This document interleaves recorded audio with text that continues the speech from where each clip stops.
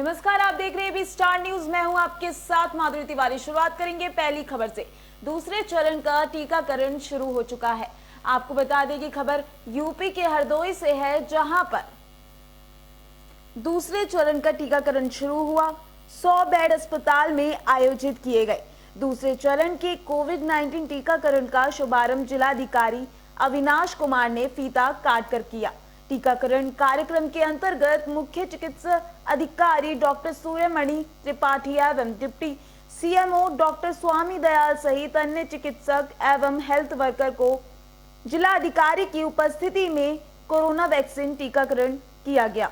कार्यक्रम में जिलाधिकारी ने उपस्थित एवं हेल्थ वर्कर से कहा कि शासन की मंशा अनुसार सभी लोग प्राथमिकता पर कोरोना टीकाकरण कराएं और अन्य लोगों को भी कोरोना वैक्सीन लगवाने के लिए प्रेरित करें। इस अवसर पर मुख्य चिकित्सा अधिकारी ने आम जनता एवं हेल्थ वर्कर से अपील की है कि अपनी बारी आने पर उत्साहपूर्वक टीकाकरण कराएं।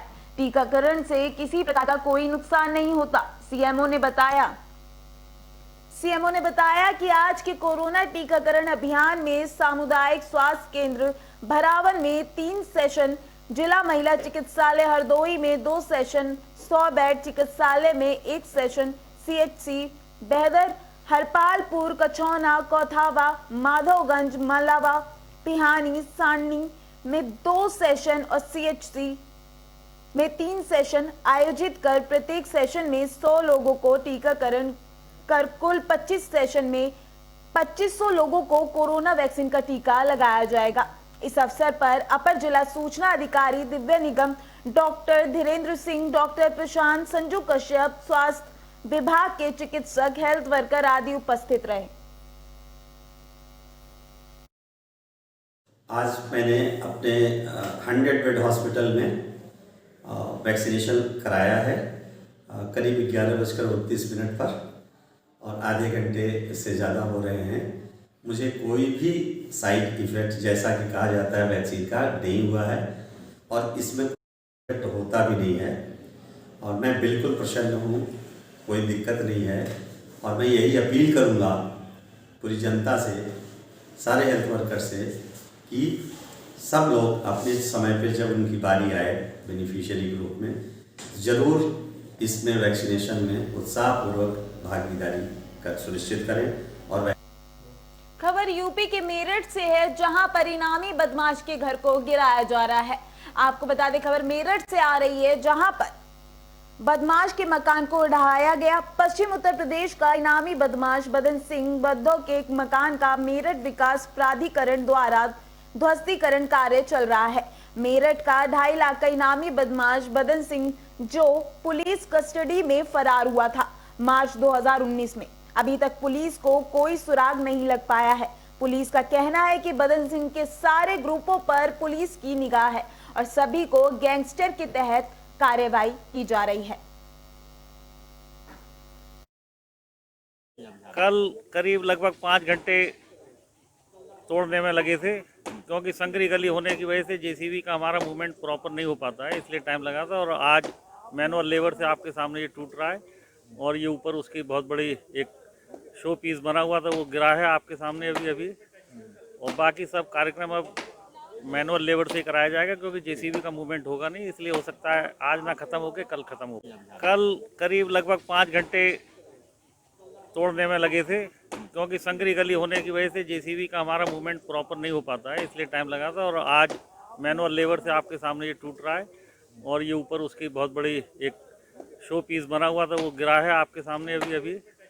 और बाकी सब कार्यक्रम अब मैनुअल लेबर से कराया जाएगा, क्योंकि जेसीबी का मूवमेंट होगा नहीं, इसलिए हो सकता है आज ना ख़त्म हो।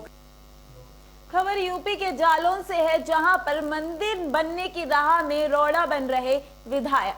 आपको बता दें कि खबर जालौन से आ रही है, जहां पर तहसील कोच के पड़ने वाले ग्राम वसीठ में करीब 200 वर्ष पुराना शीतला माता का मंदिर है, जिसको ग्राम के ही रहने वाले बीजेपी नेता अजीब जिद पर अड़े हैं।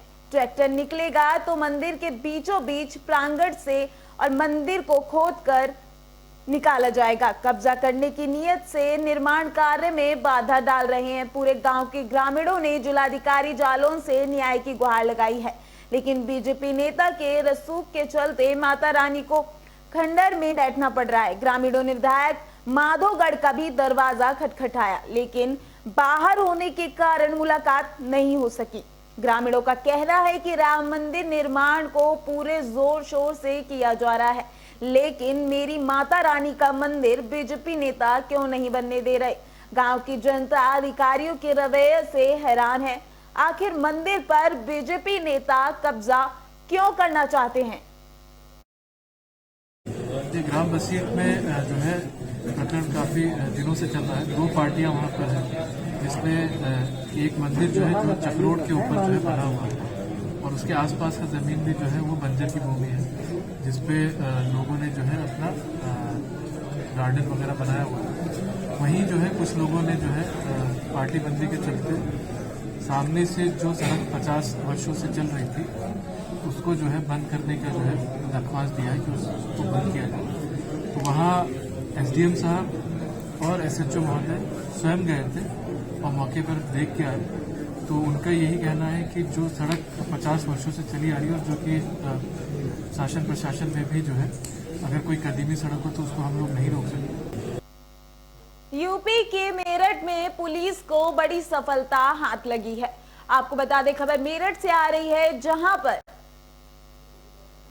पुलिस को बड़ी सफलता हाथ लगी है। बीती 22 तारीख को राजमिस्त्री की हत्या का खुलासा मात्र 48 घंटे में मेरठ के थाना गंगानगर क्षेत्र के गांव ललचाना बीती 20 तारीख को सुबह 5 बजे राजमिस्त्री रिंकू उर्फ अरुण की आलू के खेत में सरदार हथियार से हत्या कर दी थी, जिसमें सिर में चेहरे पर गंभीर चोट आई। उसी को लेकर गंगानगर पुलिस 48 घंटे के अंदर इस मामले का खुलासा किया। क्षेत्र अधिकारी 3 व्यक्तियों को गिरफ्तार किया गया।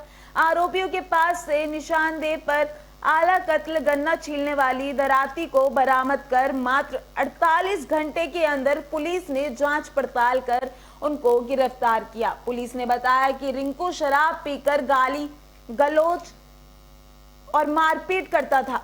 घर वाले आर्थिक तंगी से परेशान थे। उसी बीच लगभग 1.5 वर्ष पूर्व मृतक के पत्नी के अवैध संबंध नरेंद्र पुत्र भगवत सिंह ललचाना से हो गया, जिसकी जानकारी रिंकू को हो गई। मृतक रिंकू पहले नरेंद्र के पास राजमिस्त्री का कार्य करता था। मृतक रिंकू की कई बार नरेंद्र से झड़प हो गई थी। पहले मृतक रिंकू राजमिस्त्री नरेंद्र के साथ ही काम किया करता था। उसी बीच मृतक रिंकू की पत्नी और नरेंद्र ने मिलकर इस घटना को अंजाम दिया। रिंकू सुबह शौच के लिए गांव के बाहर ट्यूबवेल जाने को था। योजना के अनुसार आरोपी नरेंद्र उस तालाब के पास मिला था। शराब पिलाने के बहाने शमशान की ओर ले गया था, वहीं बेरहमी से हत्या कर दी। उनके भाई हैं परिवार के और उनकी वाइफ है रेखा। इन तीनों ने 15 तारीख को इनको मारने का प्लान बनाया, जिसके तहत सुबह को सोच के टाइम जब मृतक बाहर निकले तो आलू के खेत में उन्हें शराब पिलाई, नरेंद्र द्वारा उन्हें शराब पिलाई गई। उसके बाद मृतक की पत्नी रेखा, उनका पुत्र जतिन, ये दोनों मौके पर पहुंचे और गन्ना छीलने वाली दराती से उनके चेहरे पर और सर पर इन्होंने काफ़ी वार किए, जिससे मृतक की मौके पर ही मृत्यु हो गई।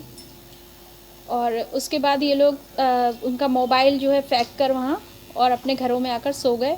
और सुबह को ये पूरा इनके द्वारा जो है नाटक किया गया कि उनके पिता की किसी ने हत्या कर दी है। इसमें मेन जो है, एक तो रेखा उनकी पत्नी जो थी, उनके द्वारा, क्योंकि उनके अवैध संबंध भी रहे और उनके द्वारा अपने पुत्र को भी लड़ाई झगड़े के दौरान उकसाया गया कि पिता तुम्हारा मतलब मारपीट करता है। तो रेखा और साथ में नरेंद्र ने जो है, इन लोगों ने दोनों ने उनको मारा और जतिन ने उनके पैर पकड़े।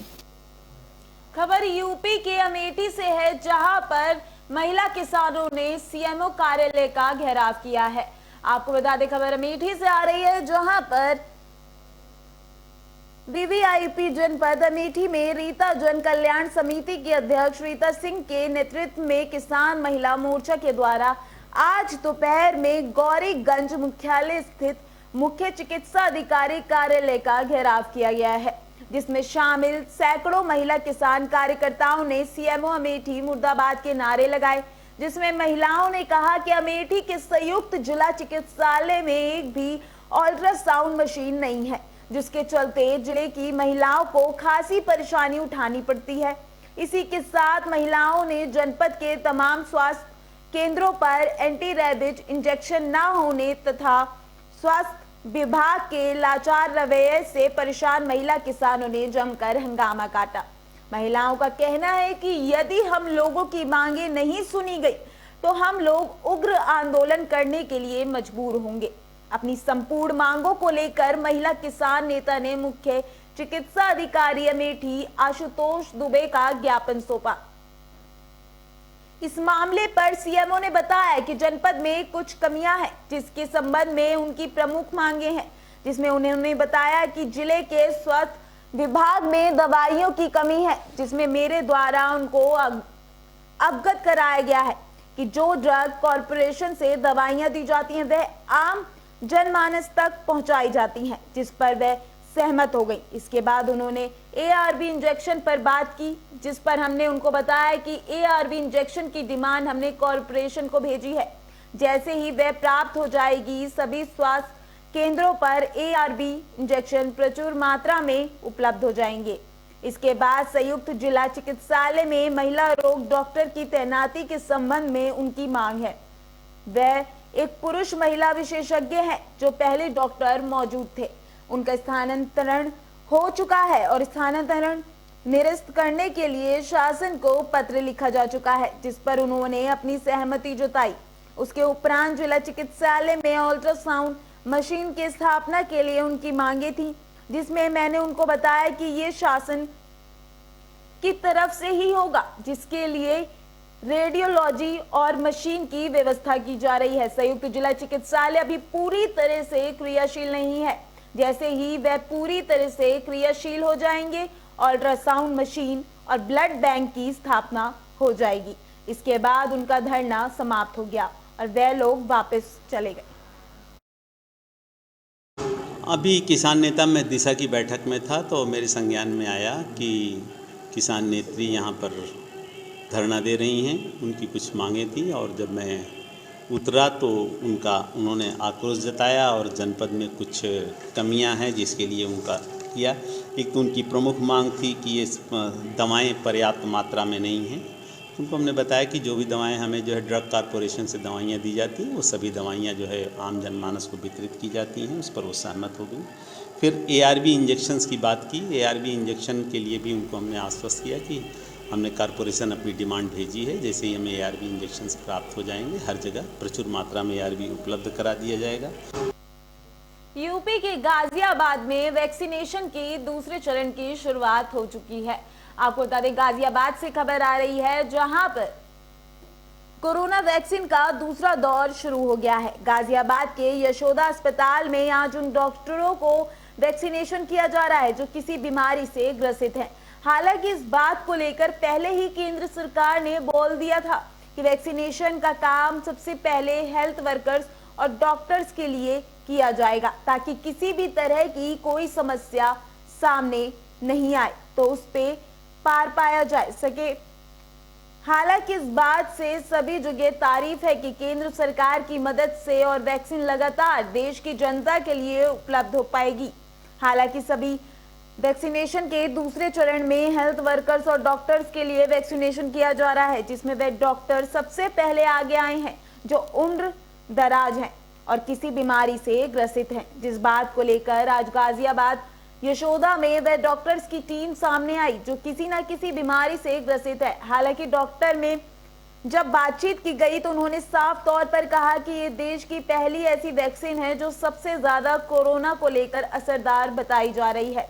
डॉक्टर ने आज वैक्सीनेशन कराया और उनका साफ तौर पर कहना है कि वैक्सीन पूरी तरह से सेफ है और थोड़ी बहुत साइड इफेक्ट किसी भी व्यक्ति में आ सकते हैं। हालांकि कोई भी परेशानी किसी डॉक्टर के सामने पेश नहीं आई है। अब डॉक्टर की मुहिम के बाद कुछ ही समय बाद आम जनता के लिए भी ये वैक्सीन मौजूद हो जाएगी। यशोदा अस्पताल के एमडी रजत अरोड़ा से बातचीत करते समय उन्होंने साफ तौर पर बताया कि वैक्सीन की मुहिम सबसे पहले उन्हीं डॉक्टर्स के लिए है जो किसी बीमारी से ग्रसित हैं, ताकि आम जनता के बीच में ये मैसेज जाए कि ये कोरोना की वैक्सीन सेफ है और इससे किसी भी तरह के कोई परेशानी नहीं होगी।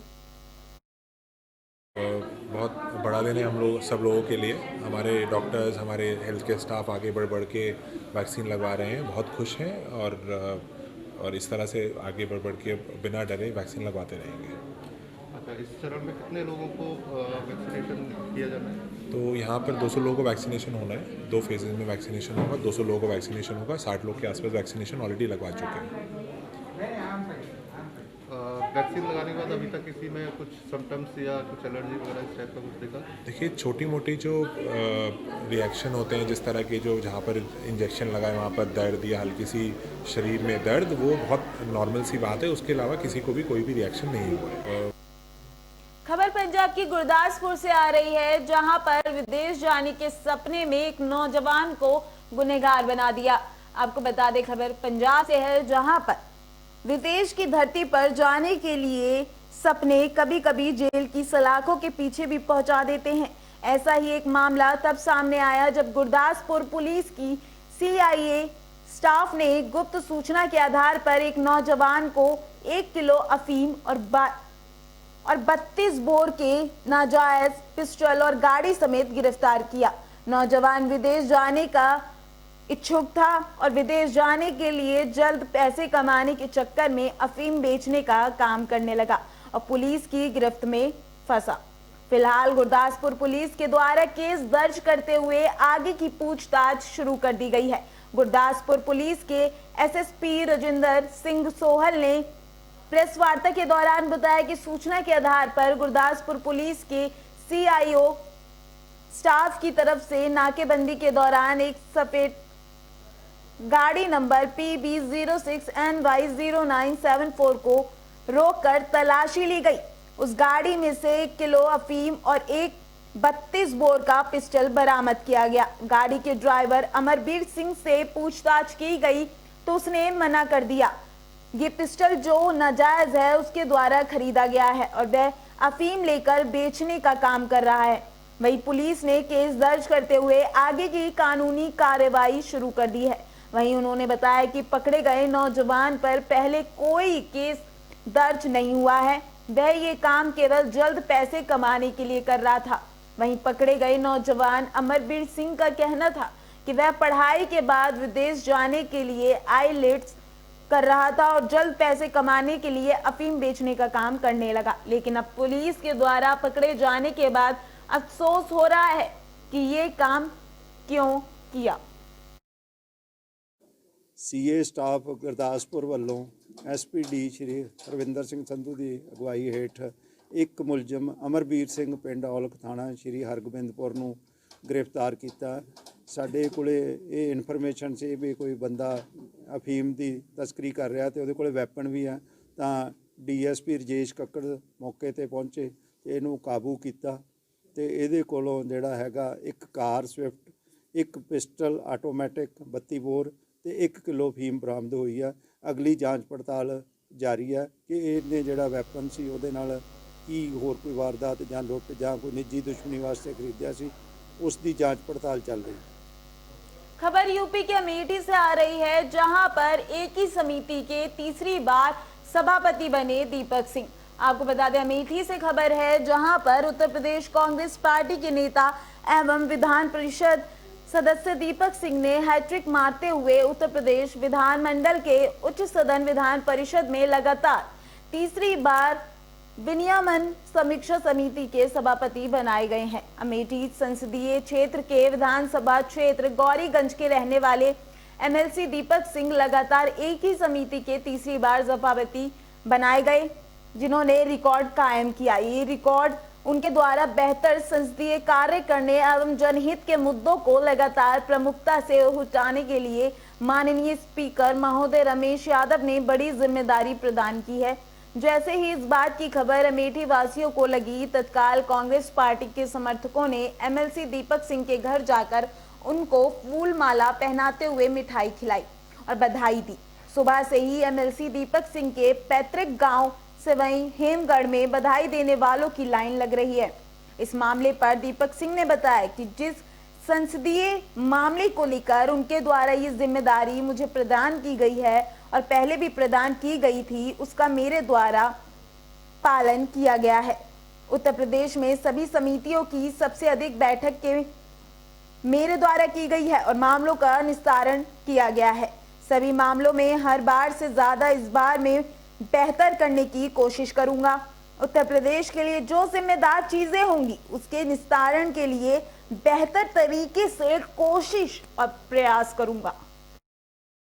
मैं अपने स्पीकर को बहुत बहुत धन्यवाद आभार प्रकट करता हूं, आदरणीय रमेश यादव जी का। उन्होंने मुझे तीसरी बार ये मौका दिया है और जिस परंपराओं का निर्वहन के लिए, संसदीय परंपराओं के दायित्वों को पूर्ण करने के लिए उन्होंने जिम्मेदारी सौंपी है, पीछे भी उन्होंने जिम्मेदारी दी थी, मैंने उसका अक्षरशः पालन किया। उत्तर प्रदेश की सारी समितियों में सबसे ज़्यादा बैठकें की, सबसे ज़्यादा प्रकरणों का निस्तारण किया। जो जिम्मेदारी, जो विश्वास उन्होंने मुझे सौंपा है, हर बार से ज़्यादा बेहतर करने की कोशिश करूँगा और उत्तर प्रदेश के लिए जो जिम्मेदार चीज़ें होंगी, जो जरूरी चीज़ें होंगी, उसके निस्तारण करने की कोशिश। फिलहाल के लिए बस इतना ही। देखते रहिए अभी स्टार न्यूज़। नमस्कार।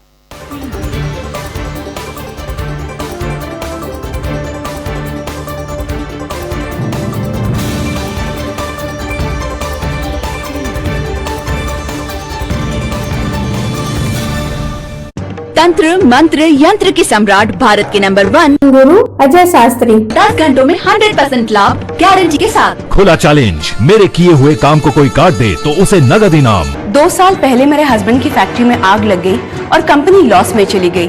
मेरे हस्बैंड डिप्रेशन में चले गए, लेकिन बाबा ने सब ठीक कर दिया। आज हमारी कंपनी भारत की नंबर 1 एक्सपोर्ट कंपनी है। मेहनत और ईमानदारी के बावजूद मैं पिछले 3 सालों से एक ही पोस्ट पे काम कर रहा था, पर बाबा अपनी की दुआओं से मेरा झट से प्रमोशन हो गया और आज मैं जनरल मैनेजर हूं। गृह कलेश, कर्ज मुक्ति, प्रेम विवाह, जादू टोना या करनी, पति पत्नी में अनबन, सौतन या दुश्मन से छुटकारा, विदेश यात्रा में रुकावट, संतान प्राप्ति, फिल्मों में प्रवेश, कोर्ट कचहरी जैसी समस्याओं का समाधान। घर बैठे सभी समस्याओं का 100% समाधान पाएं। एक बार फोन घुमाएं। तंत्र